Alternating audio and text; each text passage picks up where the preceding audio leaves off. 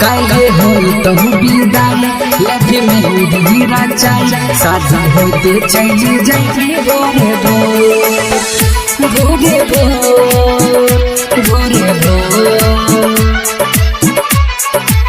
संगम recording studio चकरमनिया। काल्हे मंगिया भरता डोली पिया घरी जाता हमारा अखिया से रुका तौन लोर।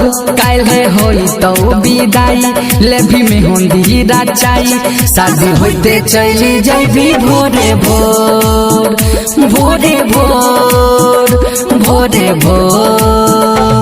काल्हे मंगिया भरता डोली पिया घरी जाता हमारा अखिया से रुका तौन लोर। काल्हे होई तो विदाई लेभी मेहंदी रचाई शादी होते चली जाबी भोरे भोर भोरे भोर भोरे भोर। काल्हे होई तो विदाई लेभी मेहंदी रचाई शादी होते चली जाबी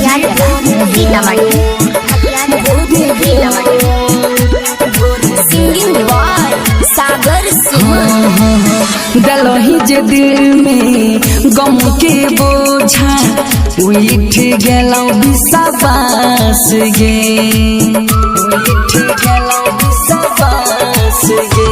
हो दलही जे दिल में गम के बोझा उठ गेलौ विश्वास गे।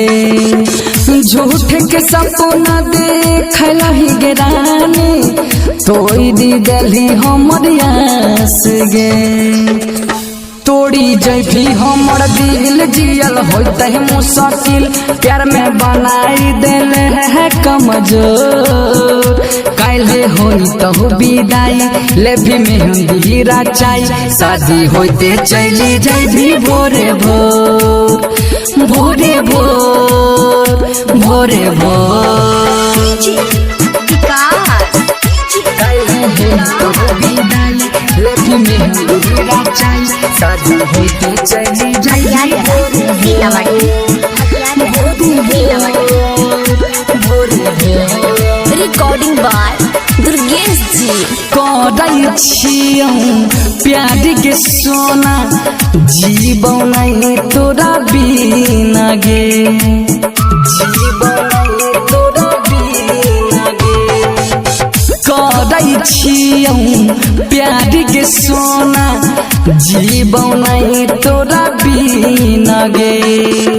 चली जाबी छोड़ के हमारा के पगली सारी बिहाउती पहिन गे। कहो सागर सुमन सुबोध के बन भी दुल्हन दिल बनाई तो ले लही कठोर। काल्हे होई तो विदाई लेभी मेहंदी रचाई शादी होते चली जाबी भोरे भोर भोरे भोर।